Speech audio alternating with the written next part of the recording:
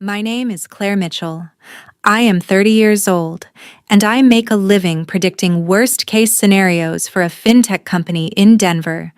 But nothing in my job ever prepared me for the 10-second voicemail that blew up my family. It came in on a Tuesday afternoon, right between a risk report and a cold cup of coffee. I tapped play and heard my mom's voice, flat and businesslike, as if she were canceling a subscription, not her daughter. "You're out. Don't come back. We're moving on without you." No explanation. No emotion. Just a verdict. For a second, I just stared at my phone, feeling my heartbeat in my ears. Then the part of my brain that spends all day locking down other people's money quietly kicked in. I didn't call back. I didn't argue. I typed one simple text. Okay. Then I moved on first. I logged into the family LLC I had built from scratch, the one holding our rental properties and the new triplex we were about to close on, and I locked every permission that had my name on it. No more deals signed with my credit. No more transfers without my approval. Then I called the real estate agent and pulled myself out of the house deal they were counting on. House deal? Canceled. Finally, I froze the retirement account structure I had set up for them so nothing could be changed or drained behind my back. By the time my coffee was finished, so was every easy road they thought they had through me. I figured that would be the end of it. Instead, by the next morning, my phone showed 46 missed calls and a voicemail from their lawyer saying, "We have a serious problem." I actually laughed when I heard it and typed my reply, because they had no idea the problem wasn't me being gone, it was what I took with me. Stay with me until the end, and you'll see how one cold voicemail turned into a family revenge story where the person they tried to cut out ended up holding every last card. The next morning, I woke up to my phone buzzing itself toward the edge of the nightstand. For a second, I thought it was my alarm. Then I saw the screen. 46 missed calls. Mom, Dad, unknown numbers. One from a law office I recognized. The latest notification was a voicemail from their lawyer. I put in my earbuds and hit play while I started the coffee machine. "This is Evan Coleman, counsel for Mark and Diane Mitchell. Claire, we need to talk. This is serious. Please call me back as soon as possible." His voice was tight in that way lawyers get when they realize their clients left out important details. I let the message end and stared at the wall for a moment, listening to the coffee drip. My phone kept lighting up as new texts came in. From Mom. "Claire, this is just a misunderstanding. Call me, we need to talk." From Dad. "Kiddo, whatever happened, we can fix this. Please call us back." Another one from Mom. "We didn't mean it like that. We were upset. Come home so we can explain." Funny, I thought, because yesterday there had been no confusion in her voice at all. "You're out. Don't come back. We're moving on without you." That had sounded pretty clear to me. I scrolled, half expecting to see Brooke's name somewhere in the flood. Nothing. Not a single text or missed call from my little sister, who usually spammed our family group chat over the smallest thing. For someone who loved attention, she was very quiet now. While the coffee finished, I opened the building security app and pulled up the camera feed for our front entrance, almost on autopilot. The screen showed a clip from earlier that morning. My dad standing outside the glass door of my apartment building, hands shoved deep into his jacket pockets, looking up at the second floor where my unit was. He checked his phone, hesitated like he was about to ring the buzzer, then turned around and walked away. No call. No knock. Just retreat.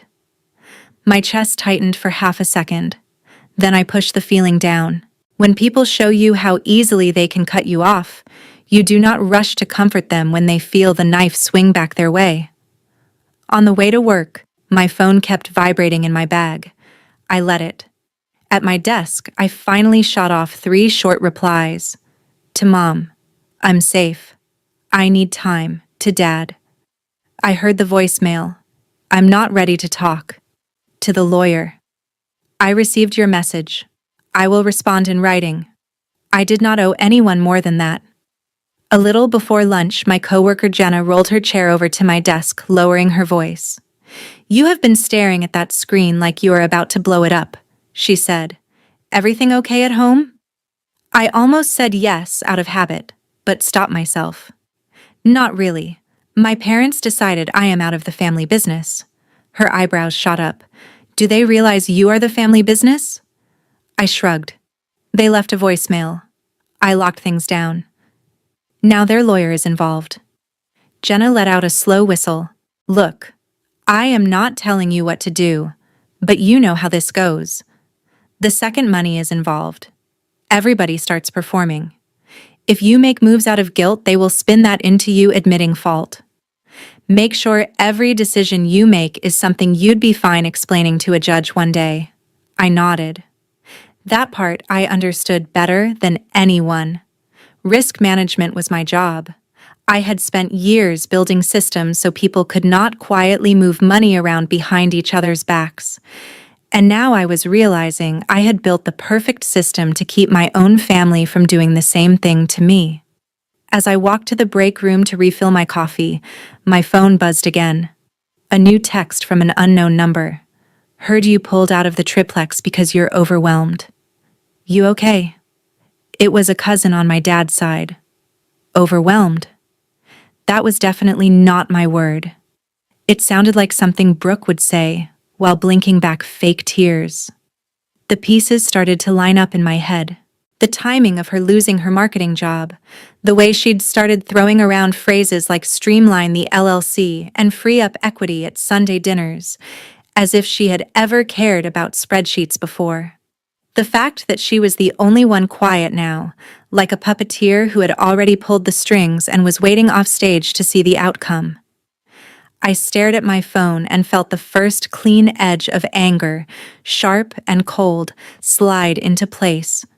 If Brooke was behind this, if she thought she could shove me out of what I built and climb into my spot while our parents played along, then she had chosen the wrong sister to pick a financial fight with. 2 days later, I tried to pretend life was normal by doing something painfully ordinary. I went to the local coffee shop I always hit on Saturdays, the kind of place where the barista knows your order and the regulars talk about hiking and housing prices. I had just picked up my latte when I heard someone call my name. Claire. Hey. I turned and saw Tom Reynolds, one of my dad's old buddies from the garage he used to work at. He clapped me on the shoulder like nothing was wrong. Heard about the triplex? He said, lowering his voice like he was about to share a secret. Tough stuff. I frowned. What about it?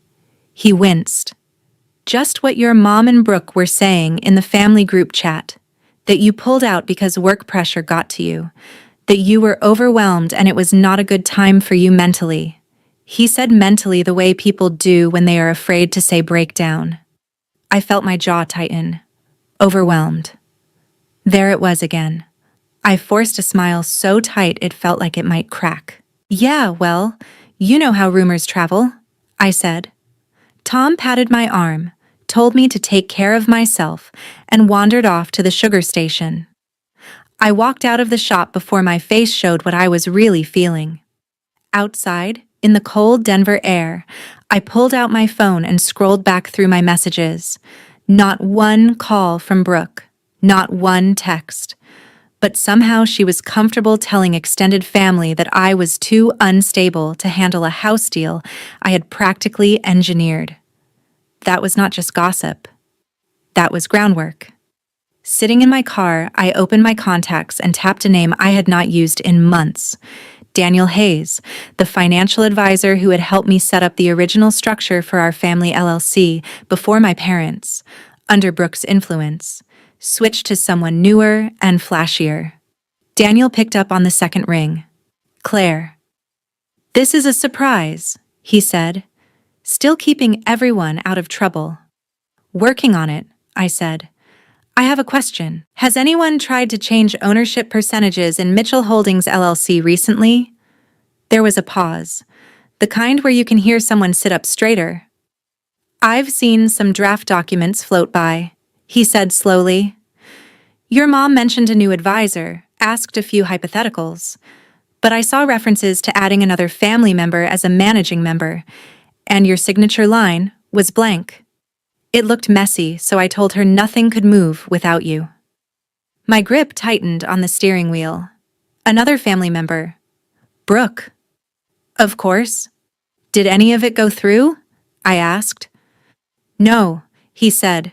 The paperwork was incomplete, and frankly, questionable. But Claire, if someone is trying to backdoor their way into control of your LLC, you need to get ahead of it. I thanked him, hung up, and stared at the dashboard for a long moment. I thought about the voicemail telling me I was out. I thought about Tom parroting the word overwhelmed. I thought about my mom suddenly wanting a new advisor right after Brooke lost her job. This was not random. This was a plan with a shaky legal backbone and a lot of emotional manipulation on top. A new notification popped up while I sat there. From Brooke. Finally. What do you think you're doing, Claire? Pulling out of the house deal? Freaking everyone out? Locking down accounts? This is a mess and you are making it worse. For a second, my fingers hovered over the keyboard. I almost unleashed everything boiling in my head. Instead, I deleted the reply draft and opened my email. First, I wrote to the real estate agent. Per our conversation, please consider this written confirmation that I have withdrawn from the Mitchell triplex purchase as a borrower and primary qualifier. Any further representation that I am participating in this transaction is inaccurate and unauthorized. Then I asked for a formal cancellation notice to be sent to my parents, copying their lawyer. Next, I opened a new message, this time addressed to Brooke, but written like any other risk escalation I would send at work. Brooke, this email serves as formal notice that any attempt to alter ownership, signature authority, or financial structure related to Mitchell Holdings LLC, its associated properties, or retirement accounts without my written consent is unauthorized and may constitute fraud. Do not sign my name. Do not imply my approval. Any such action will be documented and shared with legal counsel. Claire. No yelling, no name-calling, just facts and consequences. I sent it, then turned my phone face down on the passenger seat. By the time I drove home, my call log showed 6 more attempts from Mom, 3 from Dad, none from Brooke. At my apartment, I opened my laptop and started a new folder labeled Family Risk File. I dragged in screenshots of texts, the lawyer's voicemail, Daniel's notes, the email I just sent. Every move, every lie, every attempt to paint me as unstable was going in there. Because if Brooke was building a story where I was the problem, where I was the weak link to be cut out so she could slide in, then I was going to build a better story, one backed by timestamps and evidence. And I could not help wondering as I watched the files pile up on my screen, how many families blow up like this because one person values the truth less than the role of victim they have been rehearsing their whole life. 3 days later, an unknown number flashed on my screen in the middle of a spreadsheet. I almost let it go to voicemail until I saw the firm name. This is Claire. Hi Claire, this is Jason Liu, your parents' new financial advisor, he said. I just need to go over some discrepancies in the Mitchell retirement structure. That word made me sit up. He explained he'd been reviewing the LLC and retirement accounts and had seen draft forms adding Brooke as a co-trustee or managing member, with my name referenced as approving changes but no actual signature from me. To be clear, Jason, I have not approved anything, I said. I haven't signed a thing since the day Daniel and I set it up. Jason sighed. I figured. Your family is under the impression you stepped away, and that these changes are what you want. The word overwhelmed came up. From a compliance standpoint, I needed your confirmation. Treat every request as unauthorized unless you see my live signature, I told him. If someone claims otherwise, ask for written proof. You won't get any. After we hung up, my cousin Megan called. "Are you okay?" she blurted. "Because the way Brooke has been talking, it sounds like you are falling apart." I asked what exactly Brooke was saying. That you pulled out of the triplex because of anxiety? That you hoard control of the LLC? That you threatened to cut mom and dad off financially? Megan said. Now she's posting about abusive power in families. None of that is true, I said. Megan lowered her voice. I didn't think so. It doesn't match the Claire who paid for their roof. I just wanted you to know what was being said. Thanks. Screenshot if you feel like it. Otherwise, don't feed her audience. We hung up. A second later, an email thread popped into my inbox. Subject Mitchell Triplex Purchase Update. It was from our agent Susan with my parents, Brooke and Evan, the lawyer on copy. Quoted under her reply was Brooke's message. Susan, as we discussed, Claire has pulled out due to personal mental health struggles. We need to move forward without her. Please respect her limitations, Brooke had written, sounding so caring it made my skin crawl. Susan's actual reply was crisp. Thank you, Brooke. For liability, I'll need written confirmation directly from Claire and will pause the file for now. I started typing before the anger softened. Hi, Susan, I wrote.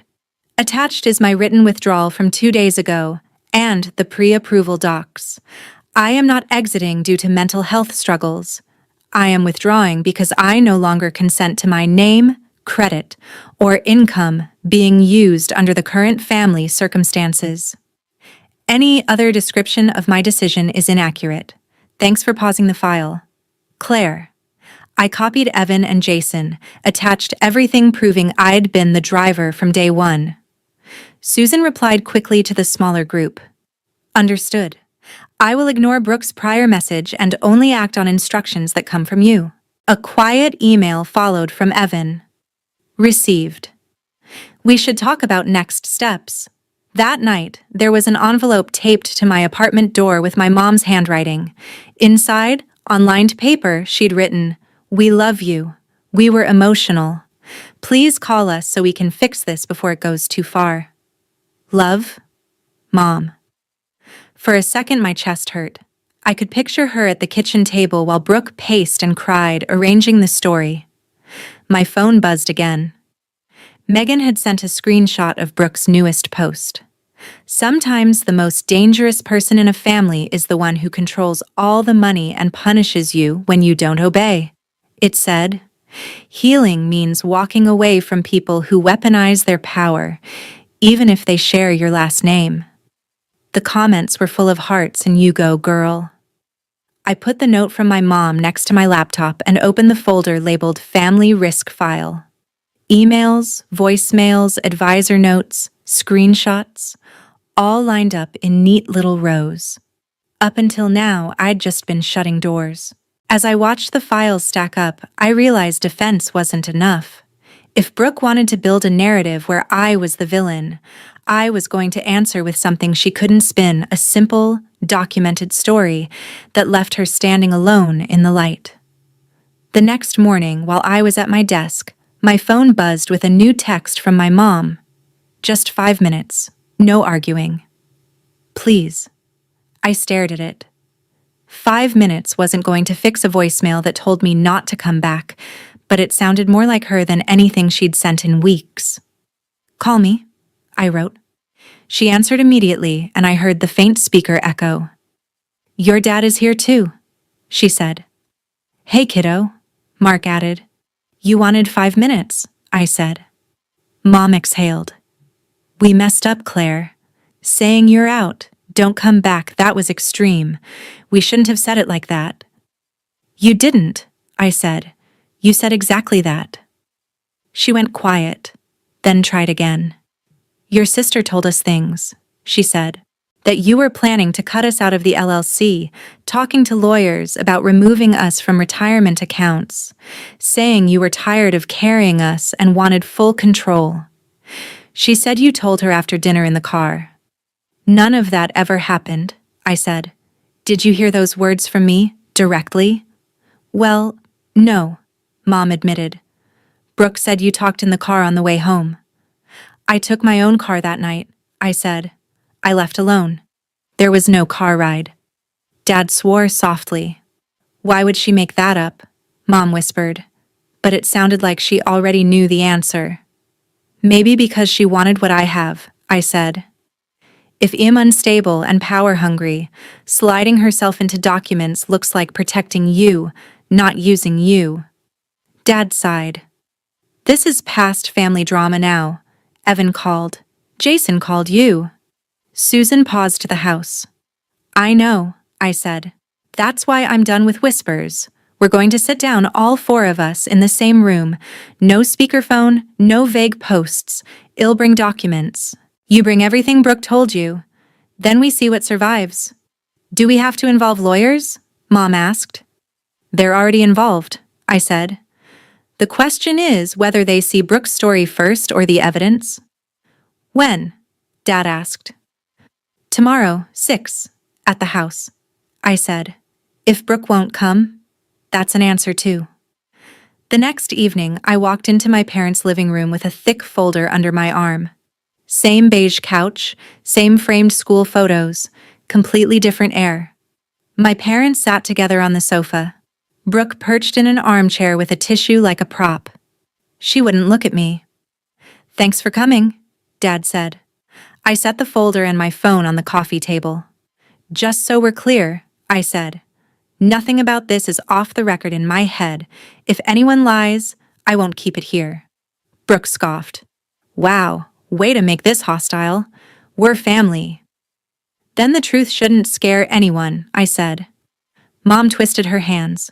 Brooke, honey, tell Claire what you told us. No, I said. Brooke can speak for herself. Go ahead. Brooke rolled her eyes. I just repeated what you said. She snapped. That you were done carrying everything. That you were thinking of pulling your name off things. That you wanted full control of the LLC so you didn't have to consult them. And this was in the car after dinner, right? I asked. She nodded. Yeah, you were upset. You probably don't even remember. I opened the folder, pulled out a printed statement, and slid it over. That night at Harbor Grill, right? Check the timestamps. Mom's eyes moved down the page. Brooke's rideshare receipt to their house at 10:15. My gas station charge across town at 10:13.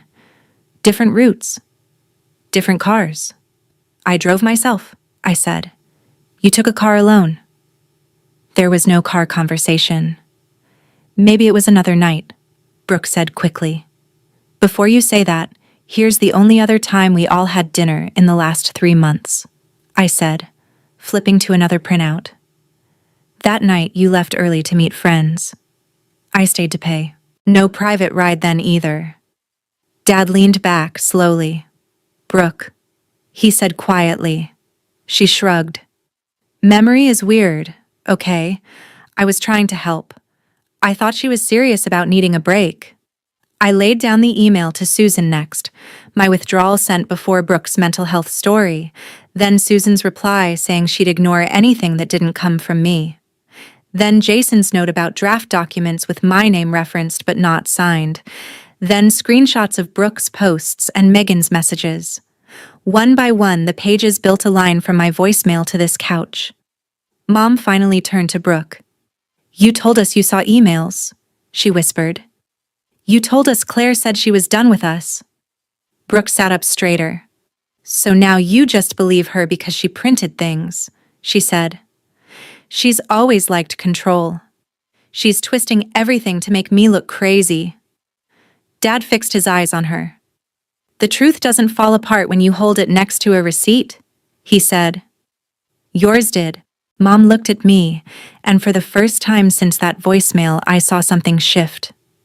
We always thought you could handle more, she said. We saw Brooke as fragile, so we protected her and pushed responsibility onto you. And now I'm sitting here realizing the only person who has lied to us is the one we told not to come back. Brooke opened her mouth, but Mom lifted a hand. Not this time, she said softly. The word no landed between them, and I felt something inside me finally, quietly, slide back into place. They had tried to cut me out based on a script Brooke wrote. Now they were watching that script burn, page by page, and realizing they were seconds away from losing the one person who had actually kept them afloat. The silence after my mom's no sat there like a fifth person in the room. Brooke shifted in her chair, eyes darting between our parents and me, testing which way the wind was blowing. "So what now?" she snapped finally. "You've got your little packet of papers. Congratulations, Claire. Are you happy you made Mom cry?" I ignored the jab. "This is not about anyone crying," I said. "It's about consequences. You told me I was out. You tried to push changes through behind my back. You told people I was unstable so you could step into things I built. That has to mean something other than a sad Facebook post and everyone pretending it never happened." My dad rubbed his jaw, the way he did when he was lining up a difficult repair in his head. "What do you think should happen?" he asked. Brooke whipped her head toward him. "Seriously, Dad? You're asking her?" I met his eyes. "You wanted me out of the family business," I said. "Fine. I'll step back from being the default safety net. But that also means no one gets to quietly use my name, my credit, or my work. Starting with making sure Brooke has zero access to anything I've set up." My mom hesitated. "Brooke doesn't have access?" she started, but I shook my head. "Not formally, maybe," I said. "But she's been in meetings. She's been in group chats about the triplex. She's been talking to advisors like decisions were already moving in her favor. That stops. Today." Dad sighed, looked at Brooke. "Honey," he said, "we need to be clear here. No more talking to advisors for us. No more speaking on our behalf. No more hinting that Claire is okay with things when she is not." Brooke blinked hard. "So you're just going to cut me out?" she said, voice going high and thin. "After everything I have done for you." "What exactly is that?" I asked, unable to stop myself. "The Instagram story about being raised by wolves in the suburbs? Or the half-baked business plans you wanted me to fund?" Mom flinched but didn't scold me this time. "Mark," she said quietly, "maybe we should make it official. No additional beneficiaries. No shared accounts. No promises we can't keep. We've been saying for years we'd help Brooke start something. Pay off this card. Co-sign that loan. All it has done is make her think she is entitled to money that isn't there until Claire builds it." I looked at her, surprised at how blunt she was being. Diane turned to me. "We want you to rewrite the documents," she said. "The LLC, the retirement stuff, all of it. Based on what you think actually makes sense, not what we say in the middle of a fight." I stared at her. "You're asking me to take control again after you just told me to get out?" I said slowly. She nodded, eyes wet. "I'm asking you to do what you have been doing this whole time," she said. "Only this time with us admitting you know more than we do." Brooke let out a harsh laugh. "Unbelievable. You are handing her everything. You're punishing me because I told the truth about how she treats us." Dad looked at her steadily.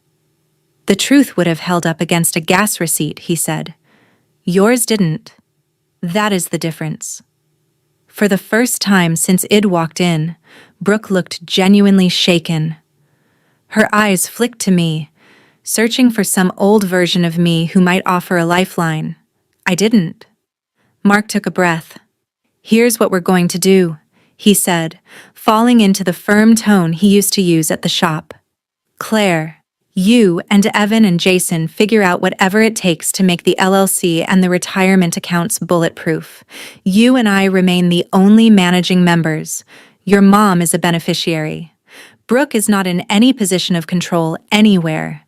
If we help her, it will be from our own pockets, not by opening back doors into what you built." Brooke sat forward. "You can't just erase me like that," she said. "I'm your daughter too."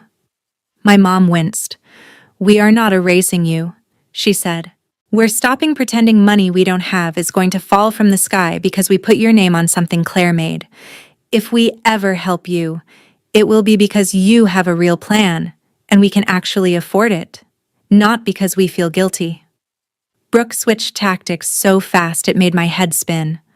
Fine, she said, tears welling up. Then let me prove it. Claire, give me a small role in the LLC. Let me do social media or something. Let me show you I can contribute instead of just taking. It was almost impressive, the way she slid from outrage to pleading to the angle that made her look the most reasonable. A year ago, I might have fallen for it. Now, I just saw another version of the same pattern. I stood up, picked up my folder. No, I said simply. If you want to prove you can build something, you don't do it by wiring yourself into what someone else has already built. You do it by starting with nothing, like I did. My mom looked between us. Claire, isn't that a little harsh? She asked softly. I shook my head. Harsh was being told I was out and should not come back, I said. Harsh was having my stability used as a prop to get sympathy online. This is just boundaries, Mom. There's a difference. Brooke glared at me.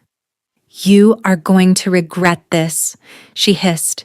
You think you can cut me off and walk away clean. I picked up my phone and slid it into my bag. No, I said. I think I can protect what I have earned and stop you from turning my work into your safety net. Whatever happens to you after that is not on me. On my way out, my dad walked me to the door. I am sorry, he said quietly. For the voicemail, for not asking you first, for letting it get this far. I believed what was easiest to hear. I nodded, feeling a complicated mix of relief and sadness wash over me. I know, I said. But believing the easy story does not mean the consequences are easy too. Over the next week, the shifts became real. Jason sent over revised drafts, with only my and Mark's names in control positions. Evan scheduled a meeting where my parents signed documents limiting who could ever touch their accounts. I updated the LLC operating agreement to explicitly state that no new managing member could be added without unanimous written consent from existing ones. There was no line where Brooke's name could even be penciled in later. When the last signature dried, I felt something settle into place. Not revenge as a dramatic moment, but revenge as a structure. A system in which the person who tried to push me out no longer had any way in. A few days after that, Brooke showed up at my office unannounced, eyes big and red, asking the receptionist for me. She was holding a binder, the kind you bring to pitch a project. I met her in the lobby, arms crossed. I have a business plan, she said, thrusting the binder toward me. Events, brand partnerships, influencer collaborations. If you just invest a little, I can pay you back and prove everyone wrong. I didn't take the binder. Start it without me, I said. If it works, you won't need my money. If it doesn't, you'll know why I said no. Her face crumpled, anger and panic fighting for space. You are really not going to help me, she whispered. Not after everything. I thought of Daniel's warning, Jason's caution, Megan's screenshots, my mom's note, my dad's quiet apology, that voicemail that started all of this. I'm done helping people set themselves on fire with my gasoline, I said. Then I turned and walked back through the secured door to my floor, leaving her and her binder and all of her almosts on the other side. A month later, I stood in the driveway of a pale brick triplex on the edge of Denver, holding a box of kitchen stuff and watching my parents argue about where to put a bird feeder. The bottom unit was theirs now, officially, in writing, with a clause that said they could live there for the rest of their lives without anyone being able to touch it. My unit was on the second floor, light spilling through big windows. The third unit was already listed for rent, the numbers penciled out in a spreadsheet only I controlled. Mitchell Holdings, LLC, the thing Brooke had tried to slide into, was leaner and cleaner. Just me and my dad as managing members, my mom as beneficiary, and more safeguards than any family drama could shake loose.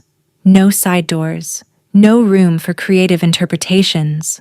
On weekend evenings, I'd come down and cook with my mom in her new kitchen, while my dad watched some car show in the living room.